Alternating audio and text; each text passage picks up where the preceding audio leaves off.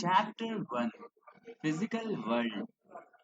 Section 1.1, What is Physics? Humans have always been curious about the world around them. The night sky, with its bright celestial objects, has fascinated humans since the time immemorial. The regular repetitions of the day and night, the annual cycle of seasons, the eclipses, the tides, the volcanoes, the rainbow have always been a source of wonder. The world has an astonishing variety of materials and a bewildering diversity of life and behavior. The inquiring and imaginative human mind has responded to the wonder and the awe of nature in the different ways. One kind of response from the earliest times has been to observe the physical environment carefully, look for any meaningful pattern and relations in the natural phenomena, and build and use new tools to interact with nature. This human endeavor led, in course of time, to modern science and technology. The word science originates from the Latin verb scientia, meaning to know. The Sanskrit word vigyanan and the Arabic word ilm convey same meaning, namely knowledge. Science, in a broad sense, is as old as human species. The early civilization of Egypt, India, China, Greece, Mesopotamia, and many others made vital contributions to its progress. From the 16th century onwards, great strides were made in science in Europe. By the middle of 20th century, science had become a truly international enterprise, with many cultures and countries contributing to its rapid growth. So, what is science and what is so-called scientific method? Science is a systematic attempt to understand natural phenomena in as much detail and depth as possible, and use the knowledge so gained to predict, modify, and control phenomena. Science is exploring, experimenting, and predicting from what we see around us. The curiosity to learn about the world, the unraveling secrets of the nature, is the first step towards the discovery of science. The scientific method involves several interconnected steps: systematic observations, controlled experiments, qualitative and quantitative reasoning, mathematical modeling, prediction and verification and falsification of theories. Speculation and conjecture also have a place in science, but ultimately, a scientific theory to be acceptable must be verified by relevant observations or experiments. There is a much philosophical debate about the nature and method of science that we need not discuss here. The interplay of theories and observation or experiment is basic to the progress of science. Science is ever dynamic. There is no final theory in science and no unquestioned authority among scientists.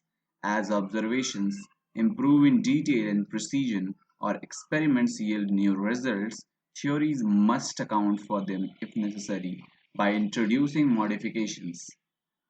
Sometimes the modifications may not be drastic and may lie within the framework of existing theory. For example, when Johannes Kepler examined the extensive data of planetary motion collected by Tycho Brahe, the planetary circular orbits in heliocentric theory imagined by Nicolaus Copernicus had to be replaced by elliptical orbits to fit in the data better. Occasionally, however, the existing theory is simply unable to explain new observations. This causes a major upheaval in science. In the beginning of 20th century, it was realized that Newtonian mechanics, till then a very successful theory, could not explain some of the basic features of atomic phenomena. Similarly, the then accepted wave theory of light failed to explain the photoelectric effect properly. This led to the development of radically new theory, quantum mechanics, to deal with atomic and molecular phenomena. Just as a new experiment may suggest an alternative theoretical model, a theoretical advance may suggest what to look for in some experiments. The result of experiments of scattering of alpha particles by gold foil in 911 by Ernest Rutherford established the nuclear model of atom. which then became the basis of quantum theory of hydrogen atom given in 1913 by Niels Bohr. On the other hand, the concept of antiparticle was first introduced theoretically by Paul Dirac in 1930s and confirmed 2 years later by the experimental discovery of positron, which is an anti-electron by Carl Anderson. Physics is a basic discipline in category of natural sciences, which also includes other disciplines like chemistry and biology. The word physics comes from a Greek word meaning nature. Its Sanskrit equivalent is bhautiki, that is used to refer to the study of physical world. A precise definition of this discipline is neither possible nor necessary. We can broadly describe physics as a study of basic laws of nature and their manifestation in different natural phenomena. The scope of physics is described briefly in the next section. Here we remark on the two principal thrusts in physics: unification and reduction. In physics, we attempt to explain diverse physical phenomena in terms of a few concepts and laws. The effort is to see the physical world as manifestation of some universal laws in different domains and conditions. For example, the same law of gravitation given by Newton describes the fall of an apple to the ground, the motion of a moon around the earth, and the motion of planets around the sun. Similarly, the basic laws of electromagnetism given by Maxwell governs all electric and magnetic phenomena. The attempts to unify fundamental forces of nature reflect the same quest for unification. A related effort is to derive the properties of bigger, more complex system from properties and interactions of its constituent simpler parts. This approach is called reductionism and is at the heart of physics. For example, the subject of thermodynamics developed in the 19th century deals with the bulk systems in terms of macroscopic quantities such as temperature, internal energy, entropy, etc. Subsequently, the subjects of kinetic theory and statistical mechanics interpreted these quantities in terms of the properties of molecular constituents of the bulk system. In particular, the temperature was seen to be related to the average kinetic energy of the molecules of the system. Section 1.2: Scope and Excitement of Physics. We can get some idea of the scope of the physics by looking at its various subdisciplines. Basically, there are two domains of interest: macroscopic and microscopic.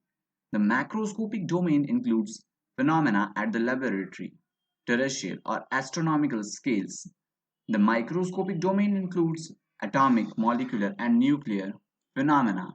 Classical physics deals mainly with the macroscopic phenomena and includes subjects like mechanics, electrodynamics, optics, and thermodynamics. Mechanics founded on Newton's laws of motion, and the law of gravitation is concerned with the motion or equilibrium of particles, rigid and deformable bodies, and the general system of particles.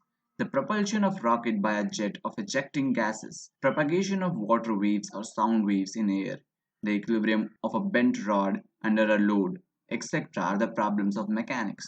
Electrodynamics deals with the electric and magnetic phenomena associated with charge and magnetic bodies. Its basic laws were given by Coulomb, Oersted, Ampere, and Faraday, and encapsulated by Maxwell in his famous set of equations: the motion of a current carrying conductor in a magnetic field, the response of a circuit to an AC voltage, the working of an antenna, the propagation of radio waves in the ionosphere are the problems of electrodynamics. Optics deals with the phenomena involving light, the working of telescopes, microscopes, colors exhibited by thin films, etc. are the topics in optics. Thermodynamics, in contrast to mechanics, does not deal with the motion of bodies as a whole. Rather, it deals with the systems in macroscopic equilibrium and is concerned with changes in internal energy, temperature, entropy, etc. of the system through external work and transfer of heat. The efficiency of heat engines and refrigerators, the direction of physical or chemical processes, etc., are the problems of interest in thermodynamics. The microscopic domain of physics deals with the constitution and structure of matter at the minute scales of atoms and nuclei, and their interactions with different probes such as electrons, photons, and other elementary particles. Classical physics is inadequate to handle this domain, and quantum theory is currently accepted as a proper framework for explaining microscopic phenomena. Overall, you can now see that the scope of physics is truly vast. It covers a tremendous range of magnitude of physical quantities like length, mass, time, energy, etc. At one end, it studies the phenomena at the very small scale of length of the order 10 to the power minus 14 meters or even less, involving electrons, photons, etc. At the other end, it deals with the astronomical phenomena at the scale of galaxies or even the entire universe, whose extent is of the order of 10 to the power 26 meters. The two length scales differ by a factor of 10 to the power 40 or even more. The range of the time scales can be obtained by dividing the length scale by speed of light, 10 to the power minus 22 seconds to 10 to the power 18 seconds. The range of masses go from say 10 to the power minus, which is order of magnitude of mass of an electron, and 10 to the power 55, which is the mass of the known observable universe. Terrestrial phenomena lies somewhere in the middle of this range. Recently, the domain intermediate between the macroscopic and microscopic, the so-called mesoscopic physics dealing with a few tens of hundreds of atoms, has emerged as an exciting field of research. Physics is exciting in many ways. To some people, the excitement comes from the elegance and universality of its basic theories, from the fact that a few basic concepts and laws can explain phenomena covering a large range of magnitude of physical quantities. To some others, the challenge is carrying out imaginative new experiments to unlock the secrets of nature. To verify or refute theories is thrilling. Applied physics is equally demanding. Application and exploitation of physical laws to make useful devices is the most interesting and exciting part and requires great ingenuity and persistence of effort. What lies behind the phenomenal progress of physics in the last few centuries? Great progress usually accompanies change in our basic perception. First, it was realized that for scientific progress, only qualitative thinking, though no doubt important, is not enough. Quantitative measurement is the central to the growth of science, especially physics, because the laws of nature happen to be expressible precisely in mathematical equations. The second most important insight was that the basic laws of physics are universal. The same laws apply to in widely different contexts. Lastly, the strategy of approximation turned out to be a very successful theory. Most observed phenomena in daily life are rather complicated manifestations of the basic laws. Scientists recognized the importance of extracting the essential features of the phenomena from its less significant aspects. It is not practical to take into account all the complexities of the phenomena in one go. A good strategy is to focus first on the essential features, discover the basic principles, and then introduce corrections to build a more refined theory of the phenomena. For example, a stone and a feather dropped from the same height do not touch the ground at the same time. A good strategy is to focus first on the essential features, discover the basic principles, and then introduce corrections to build a more refined theory of the phenomenon. For example, a stone and a feather dropped from the same height do not reach the ground at the same time. The reason is that the essential aspect of phenomenon, namely the free fall under gravity, is complicated by the presence of air resistance. To get the law of free fall under gravity, it is better to create a situation wherein the air resistance is negligible. We can, for example, let the stone and the feather fall through a long evacuated tube. In that case, the two objects will fall almost at the same rate, giving the basic law that acceleration due to gravity is independent of the mass of the object. With the basic law thus founded, we can go back to the feather, introduce corrections due to the air resistance, modify the existing theory, and try to build a more realistic theory of objects falling to the earth under gravity. Section 1.3, Physics, Technology, and Society. The connection between physics, technology, and society can be seen in many examples. The discipline of thermodynamics arose from the need to understand and improve the working of heat engines. The steam engine, as you know, is inseparable from the Industrial Revolution in the England in the 18th century, which had great impact on the course of human civilization. Sometimes technology gives rise to new physics, at the other time, physics generates new technology. An example of the latter is the wireless communication technology that followed the discovery of basic laws of electricity and magnetism in the 19th century. The applications of physics are not always easy to foresee. As late as 1933, a great physicist, Ernest Rutherford, had dismissed the possibility of tapping energy from the atoms, but only a few years later, in 1938, Hahn and Meitner discovered the phenomena of neutron-induced fission of uranium, which would serve as the basis of nuclear power reactors and nuclear weapons.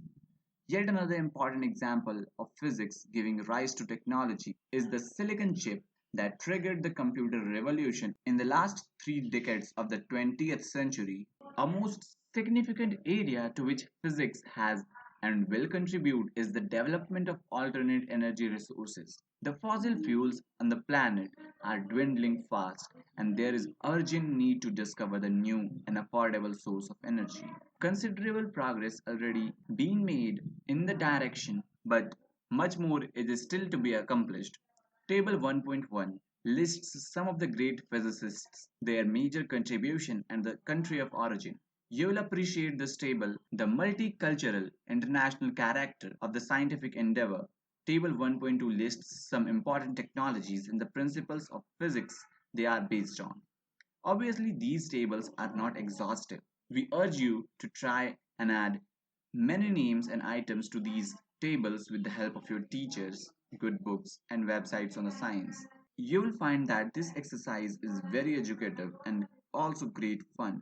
And assuredly, it will never end. The progress of science is unstoppable. Physics is the study of nature and natural phenomena. Physicists try to discover the rules that are operating in nature on the basis of the observations, experimentation, and analysis. Physics deals with the certain basic rules or laws governing the natural world. What is the nature of physical laws? We shall now discuss the nature of fundamental forces and laws that governs the diverse phenomena of the physical world. Section 1.4, Fundamental Forces in Nature. We all have an intuitive notion of the force. In our experience, force is needed to push, carry, or throw objects, deform or break them. We also experience the impact of forces on us, like when a moving object hits us or we are in a merry-go-round.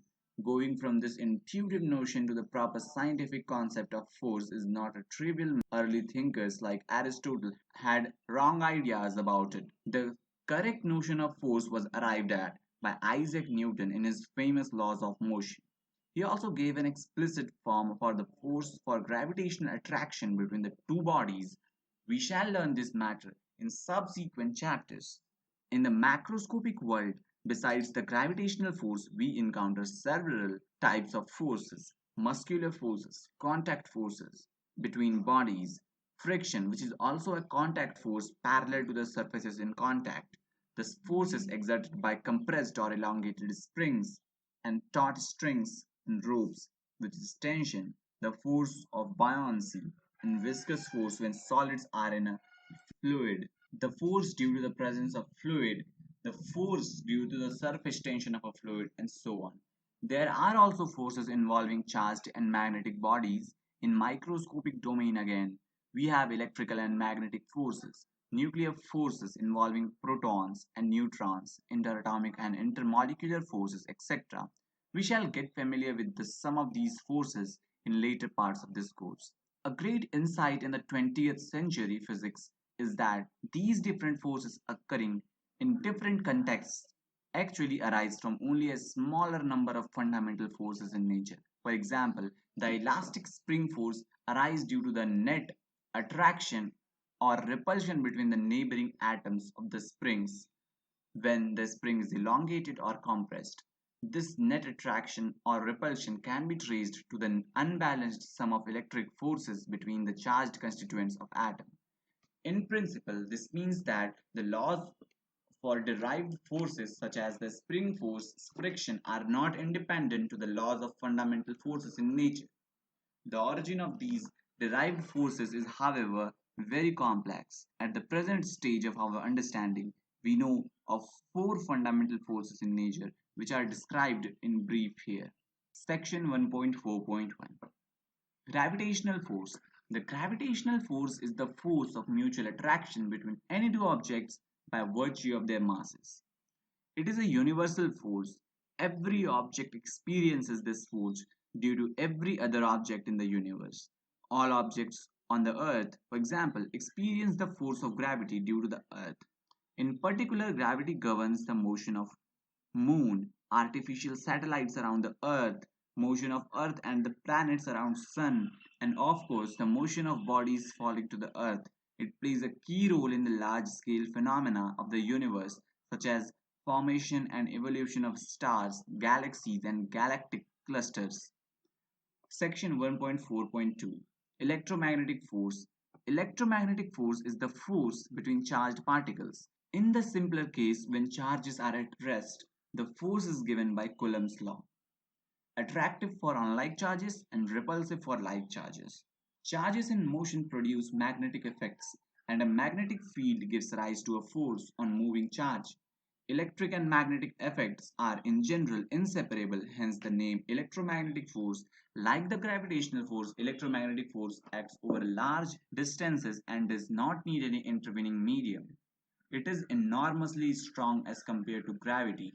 Electric force between two protons, for example, is 10 to the power 36 times the gravitational force between them for any fixed distance. Matter, as we know, consists of elementary charged constituents like electrons, protons. Since the electromagnetic force is so much stronger than the gravitational force, it just dominates all phenomena at the atomic and molecular scales. Thus, it is mainly the electromagnetic force that governs the structure of atoms and molecules, the dynamics of chemical reactions, and the mechanical, thermal, and other properties of material. It underlies the macroscopic forces like tension, friction, normal reaction, spring force, etc. Gravity is always attractive, while electromagnetic force can be attractive or repulsive. Another way of putting it is that mass is never negative, but charges comes in two varieties, positive or negative. This is what makes all the difference. Matter is mostly electrically neutral, thus electric force is largely zero, and gravitational force dominates terrestrial phenomena. Electric force manifests itself in atmosphere where the atoms are ionized and that lead to lightning. If we reflect a little, the enormous strength of the electromagnetic force compared to the gravity is evident in our daily life. When we hold a book in our hand, we are balancing the gravitational force on the book due to the huge mass of the earth by the normal force provided by our hand. The latter is nothing but the net electromagnetic force between the charged constituents of our hand and the book at the surface of contact. If electromagnetic force were not intrinsically so much stronger than gravity, then the hand of the strongest man would have crumbled under the weight of the feather. Indeed, to be consistent, in that circumstance, we ourselves would have crumbled under our weight. Section 1.4.3. Strong nuclear force. The strong nuclear force binds protons and neutrons in a nucleus. It is evident that without some attractive force, a nucleus will be unstable due to the electric repulsion between its proton. This attractive force cannot be gravitational force since force of gravity is negligible as compared to the electric force. A new basic force must therefore be invoked. The strong nuclear force is the strongest of the all fundamental forces, about 100 times the electromagnetic force in strength. It's charge independent and acts equally between a proton and a neutron, and a proton and a proton, and a neutron and a neutron. Its range is, however, extremely small, of about nuclear dimensions. It is responsible for the stability of nucleus. The electron, it must be noted, does not experience this force. Recent developments have, however, indicated that protons and neutrons are built out of still more elementary constituents called quarks. Section 1.4.4. Weak nuclear force. The weak nuclear force appears only in certain nuclear processes such as beta decay of nucleus. In beta decay, the nucleus emits an electron and an uncharged particle called neutrino. The weak nuclear force is not as weak as the gravitational force but much weaker than the strong nuclear and electromagnetic forces. The range of weak nuclear force is exceedingly small, of the order of 10 to the power minus 16 meters. Section 1.4.5, Towards the Unification of Forces. We remarked in section 1.1 that unification is a basic question in physics. Great advances in physics often amount to the unification of different theories and domains. Newton unified terrestrial and celestial domains under a common law of gravitation. The experimental discoveries of Oersted and Faraday showed that the electric and magnetic phenomena are in general inseparable. Maxwell unified electromagnetism and optics with the discovery that light is an electromagnetic wave. Einstein attempted to unify gravity and electromagnetism but could not succeed in this venture. But this did not deter physicists from zealously pursuing the goal of unification of forces. Recent decades have seen much progress on this front. The electromagnetic and the weak nuclear forces have now been unified and are seen as aspects of single electroweak force. What this unification actually means cannot be explained here. Attempts have been made to unify the electroweak and strong forces and even unify the gravitational forces with the rest of the fundamental forces. Many of these ideas are still speculative and inconclusive. Table 1.1 summarizes some of the milestones of the progress towards the unification of forces in nature. Section 1.5, Nature of Physical Laws. Physicists explore the universe. Their investigations based on the scientific processes range from particles that are smaller than the atoms in size to stars that are very far away. In addition to finding the facts by observation and experimentation, physicists explain to discover the laws that summarize these facts. In any physical phenomenon governed by different forces, several quantities may change with time. A remarkable fact is that some special physical quantities, however, remain constant with time. They are conserved quantities of the nature. Understanding these conservation principles is very important to describe the observed phenomena quantitatively. For motion under an external conservative force, the total mechanical energy, that is the sum of kinetic and potential energy of the body, is constant. The familiar example is the free fall of the object under gravity. Both the kinetic energy of the body and its potential energy change continuously with time, but the sum remains fixed. If the object is released from the rest, the initial potential energy is completely converted into the kinetic energy of the object just before it hits the ground. This law restricted for a conservative force should not be confused with the general law of conservation of energy of an isolated system, which is the basis of first law of thermodynamics. The concept of energy is central to physics, and the expressions for energy can be written for every physical system when all forms of energy, example heat, mechanical energy, electrical energy, etc., are counted. It turns out that the energy is conserved. The general law of conservation of energy is true for all forces and for any kind of transformation between different forms of energy. In the falling object example, if you include the effect of air resistance during the fall and see the situation after the object hits the ground and stays there, the total mechanical energy is obviously not conserved. The general law of energy conservation, however, is still applicable.